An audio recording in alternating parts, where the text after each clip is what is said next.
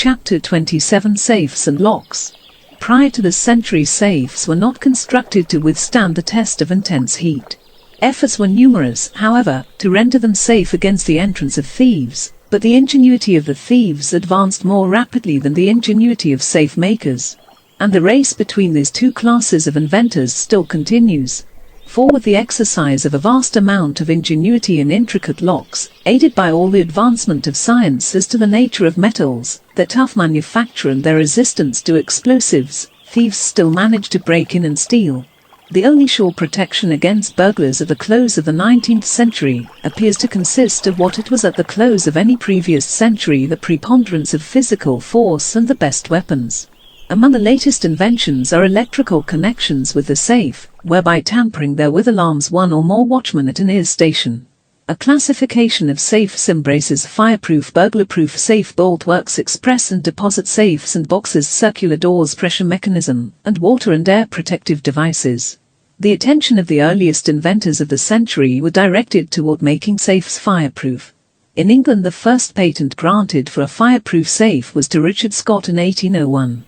It had two casings, an inner and outer one, including the door, and the interspace was filled in with charcoal, or wood, and treated with a solution of alkaline salt. This idea of interspacing filled in with non-combustible material has been generally followed ever since. The particular inventions in that line consist in the discovery and appliance of new lining materials, variations in the form of the interspacing, and new methods in the construction of the casings, and the selection of the best metals for such construction. In 1834, William Marr of England patented a lining for a double metallic chest, filled with non-combustible materials such as mica, or towel clay, lime, and graphite. Asbestos commenced to be used about the same time. The Great Fire in New York City in 1835, destroying hundreds of millions of dollars worth of property of every description, gave a great impetus to the invention of fireproof safes in America. B.G. Wilder there patented in 1843 his celebrated safe, now extensively used throughout the world. It consisted of a double box of wrought iron plates strengthened at edges with bar iron, with a bar across the middle, and as a filling for the interspaces he used hydrated gypsum, hydraulic cement, plaster of Paris, steatite, alum, and the dry residuum of soda water. Herring was another American who invented celebrated safes, made with a boiler iron exterior, a hardened steel inner safe, with the interior filled with a casting of franklinite around rods of soft steel. Thus the earth, air and water were ransacked for lining materials, in some cases more for the purpose of obtaining a patent than to accomplish any real advance in the art. Water itself was introduced as a lining, made to flow through the safes, sometimes from the city mains, and so retained that when the temperature in case of fire reached 212 degrees Fahrenheit it became steam, and an arrangement for introducing steam in place of water was contrived. Among other lining materials found suitable were soapstone, alumina, ammonia, copperas, starch, Epsom salts, and gypsum, paper, pulp, and alum, and a mixture of various other materials. After safes were produced that would come out of fiery furnaces where they had been buried for days without even the smell of fire or smoke upon their contents, inventors commenced to direct their attention to burglar-proof safes. Chubb, in 1835, patented a process of rendering wooden safes burglar-proof by lining them with steel, or case-hardened iron plate. Newton in 1853 produced one made of an outer shell of cast iron, an interior network of wrought iron rods, and fluid iron poured between these, so that a compound mass was formed of different degrees of resistance, to turn aside the burglar's tools. Chubb again, in 1857, and in subsequent years, and Chartwood, Glocker, and Thompson and Tan and others in England, invented new forms to prevent the insertion of wedges and the drilling by tools. Hall and Marvin of the United States also invented safes for the same purpose. Hall had thick steel plates dovetailed together, and angle irons tenoned at the corners. Marvin's safe was globe-shaped, to present no salient points for the action of tools, made of chrome steel, mounted in this shape on the platform, or enclosed in a fireproof safe. Herring also invented a safe in which he hinged and grooved the doors with double casings, and which he hung with a lever hinge, provided the doors with separate locks, and packed all the joints with rubber, to prevent the operation of the air pump, which had become a dangerous device of burglars, with which to introduce explosives to blow open the doors. Still later and more elaborate means have been used to frustrate the burglars. Electricity has been converted into an automatic warder to guard the castle and the safe, and to give an alarm to convenience stations when the locks or doors are meddled with and the proper manipulation not used. Express safes for railroad cars have been made of parts telescoped or crowded together by hydraulic power, requiring heavy machinery for locking and unlocking, and this machinery is located in machine shops along the route and not accessible to burglars. About 1815 inventors commenced to produce devices to show with certainty if a lock had been tampered with.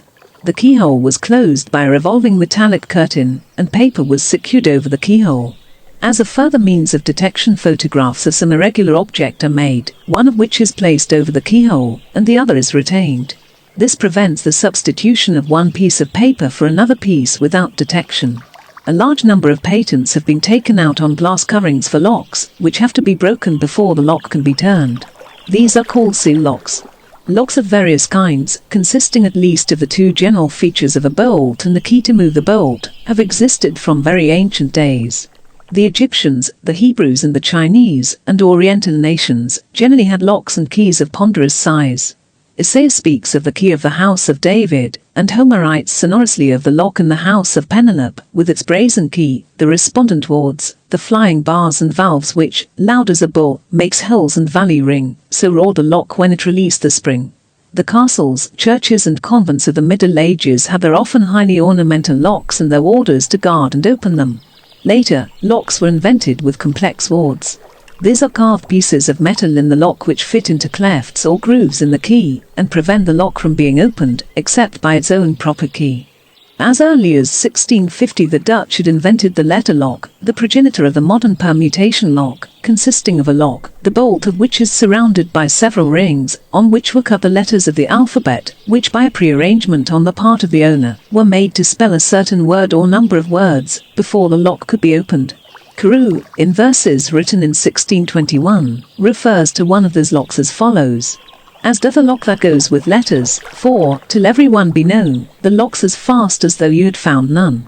The art had also advanced in the 18th century to the use of tumblers and locks, the lever or latch or plate which falls into a notch of the bolt, and prevents it from being shot, until it has been raised or released by the action of the key. Barron in England in 1778 obtained a patent for such a lock. Joseph Bramah, who has before been referred to in connection with the hydraulic press he invented, also in 1784, invented and patented in England a lock which obtained a worldwide reputation and a century's extensive use. It was the first, or among the first of locks which troubled modern burglars' picks. Its leading features were a key with longitudinal slots, a barrel enclosing a spring, plates, called sliders, notched unequally and resting against the spring, a plate with a central perforation, and slits leading therefrom to engage the notches of the slides simultaneously, and allow the frame to be turned by the key, so as to actuate the bolt.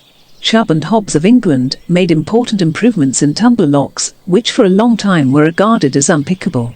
Most important advances have been made during the century in combination or permutation locks and time locks. For a long time permutation or combination locks consisted of modifications of one general principle, and that was the Dutch letter lock already referred to, or the wheel lock, composed of a series of discs with letters around their edges. The interior arrangement is such as to prevent the bolt being shot until a series of letters were in line, forming a combination known only to the operator. Time locks are constructed on the principle of clockwork, so that they cannot be opened even with the proper key, until a regulated interval of time has elapsed. Among the most celebrated combination and time locks of the century are those known as the Yale locks, chiefly the inventions of Louis Yale Jr. of Philadelphia. The Yale double dial lock is a double combination bank or safe lock having two dials, each operating its own set of tumblers and bolts, so that two persons, each in possession of his own combination, must be present at a certain time, in order to unlock it.